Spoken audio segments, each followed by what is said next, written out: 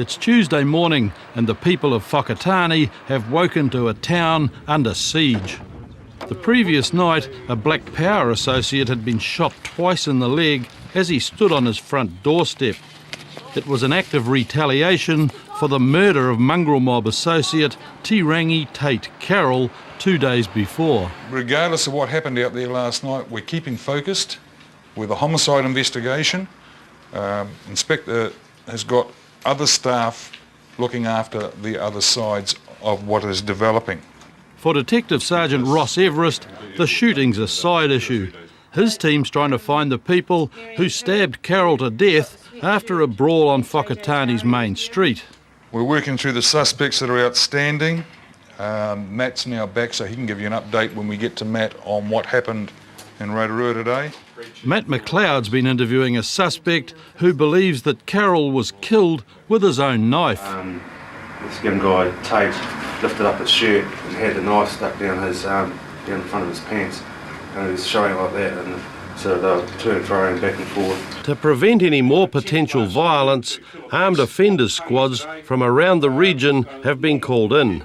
Tony Jurison's in charge of this part of the operation. Now tonight we're kicking off with the you guys coming here from Rotorua. We have the Rotorua AOS starting at 1900 hours to man a police roadblock at Taniatua. Late this evening at 1700 hours we arrested 3 members in a car with a sawn-off shotgun who are helping police with inquiries at the station at this moment. Today there was a tangi and a funeral up at Ruatoki.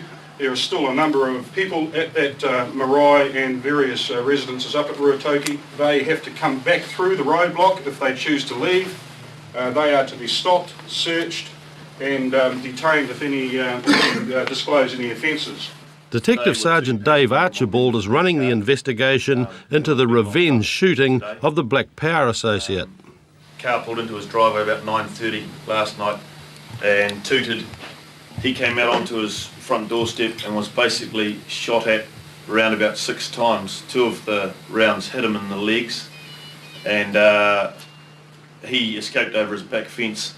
The car that was involved in that was a silver car. It's about all we have so far. And soon after, a silver car had a bit of a dodgems game with a car containing Black Power members up Taniatua way.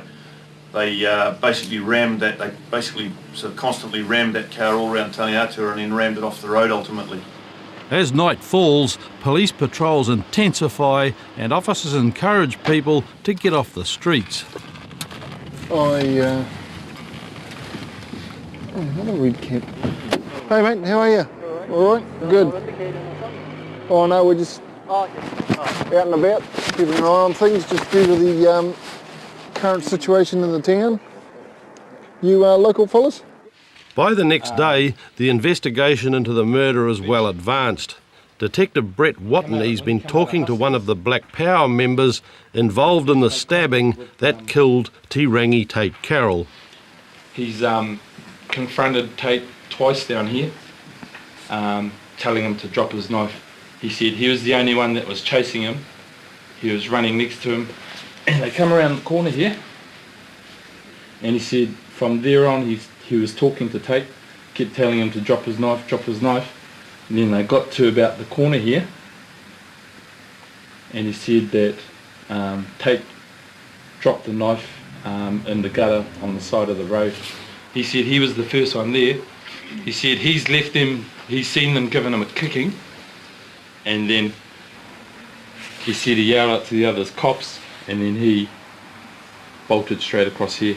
A walk through the crime scene with a Black Power suspect has left the question of who held the knife, and Crown Prosecutor Greg Hollister-Jones has asked Ross Everest to show him where it was found. We got it at half tide, just down here, and just over you can see Stewie's footprint there still in the mud.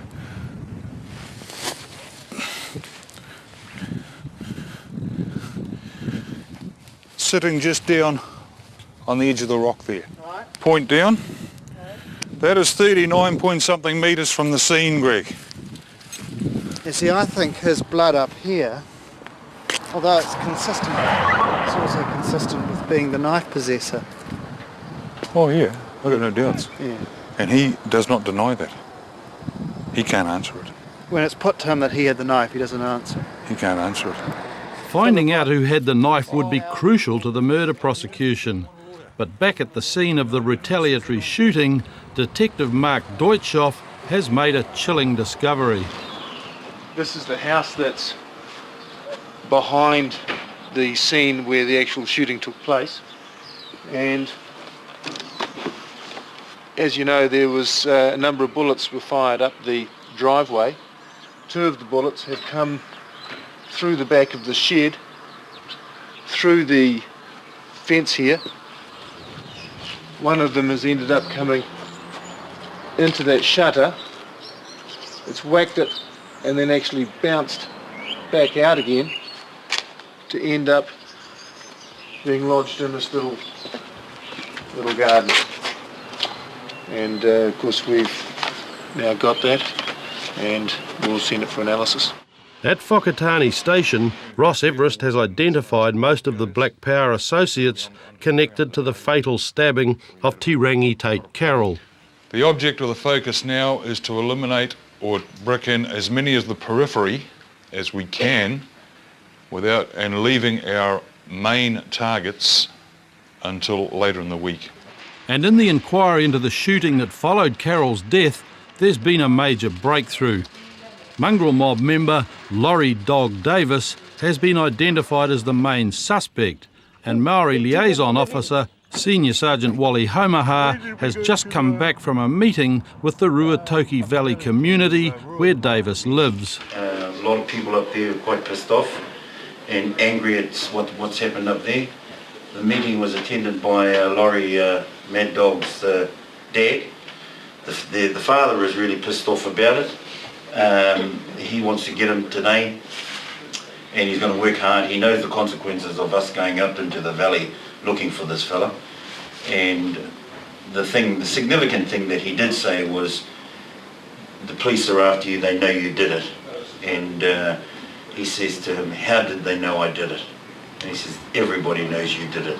That's quite a significant development, a bit of a shift towards becoming a lot more positive with everyone we talk to. And so that the message is that it's just, a matter of time. Everybody knows he's done it. We know he's done it. Pressure from police is beginning to have a real impact, and officers are responding to any gang activity in the town. What we're doing now is there's been a van load of mongrel mob, patch mongrel mob members and their associates that were causing some problems outside the court. This morning we've already had dealings with them, and in the last sort of 15 minutes they returned to the area after being warned not to be there and actually hurled abuse at the inspector. Some of the bully that we received is that one of the targets has actually been cruising around this area, which is a Black Power area, and the particular target is a mongrel mob member, and been calling out the window, sick hail, etc. And as you can see, the boys on the fence over there, straight in front of us there, they're members of the YBP, Young Black Power. We had major dealings with them yesterday. You can see out the front there, just looking for any bit of trouble. It's the Kawato pad there. A few people out the back. Pretty quiet though. As dog handler Derek Orchard continues with his patrols, there's been a sighting of Laurie Davis in a nearby valley. But even as police draw near, Detective Andy Allen's aware that Davis could already know they're coming. The entrance in there isn't covert, so the drums will be beating around here. Plus with the 2 helicopters in the air, there's always that potential. Davis managed to get away, although he left his girlfriend behind. But that night, he was caught and interviewed about the shooting. Last night he freely admitted that he was the driver of the car and admitted that he was the one that pulled the trigger.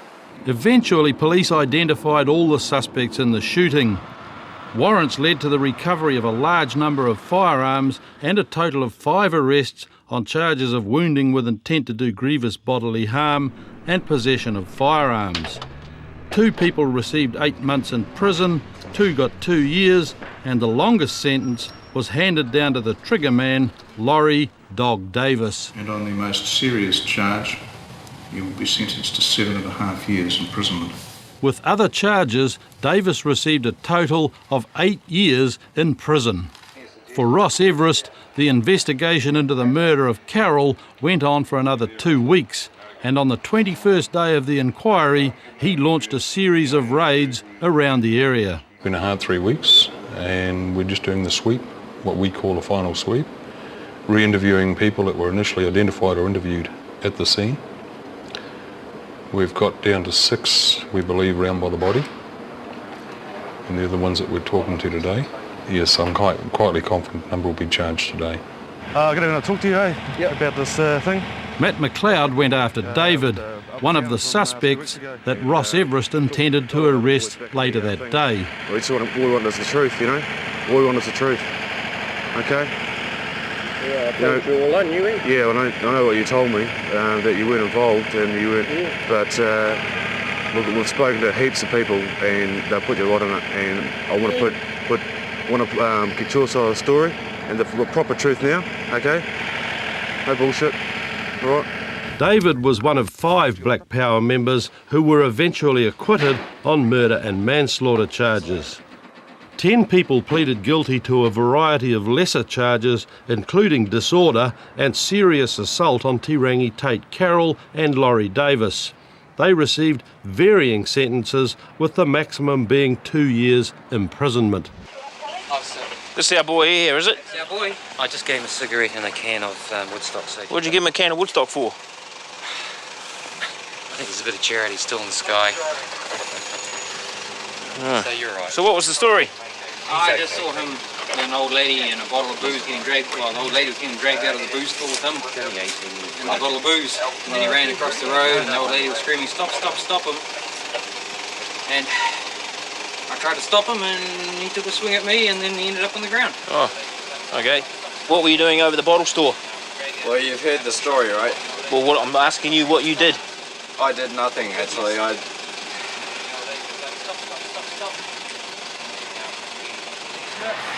The denial is a futile move.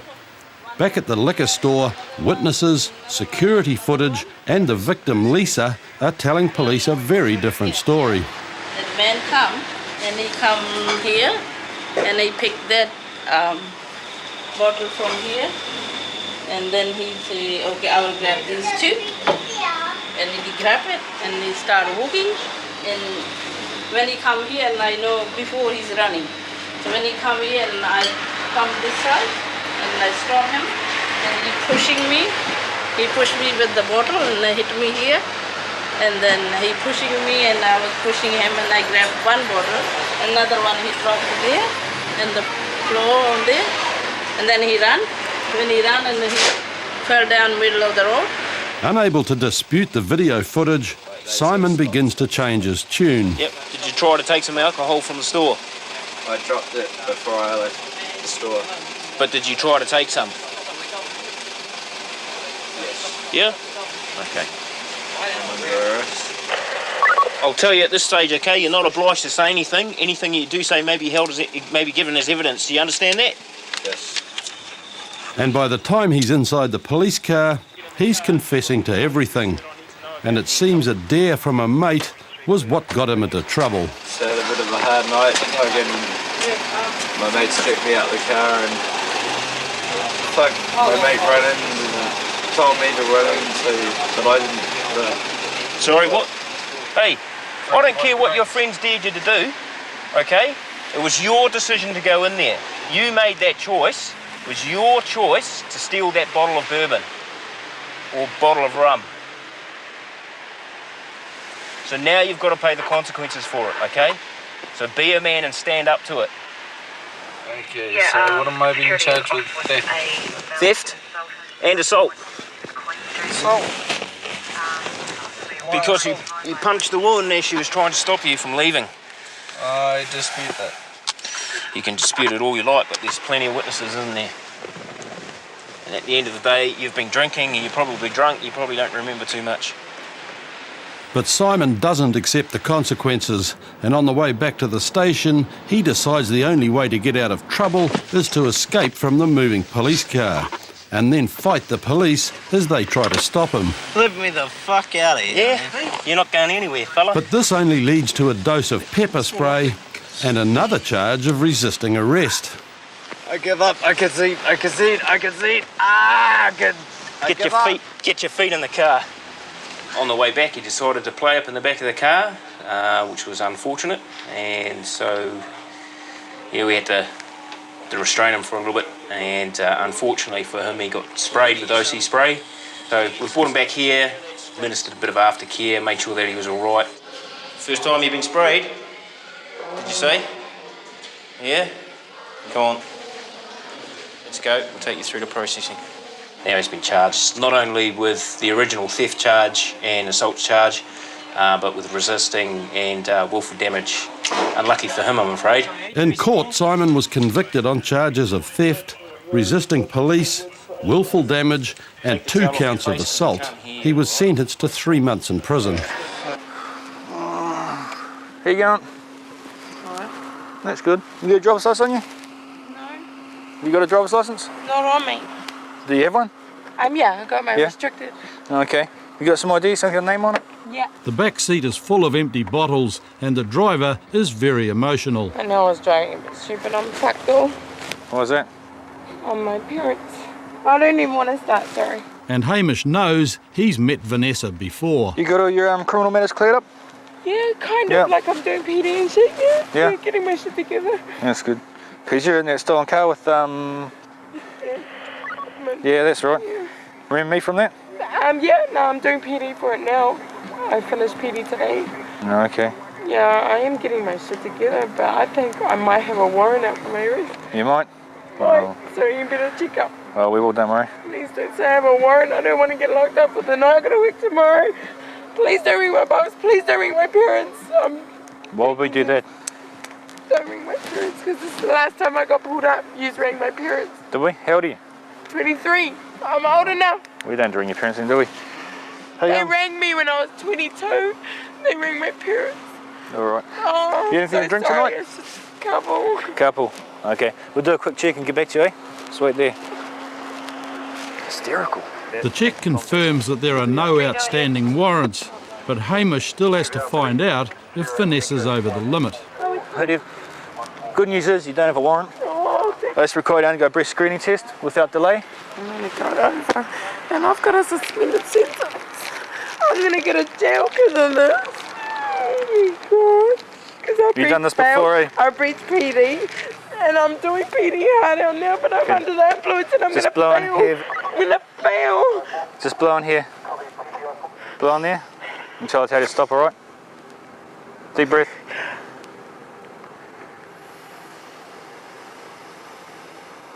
Okay, stop. I'm going to fail. Oh, torch go. Okay, see that? It says fail general. It says a fail general. Okay.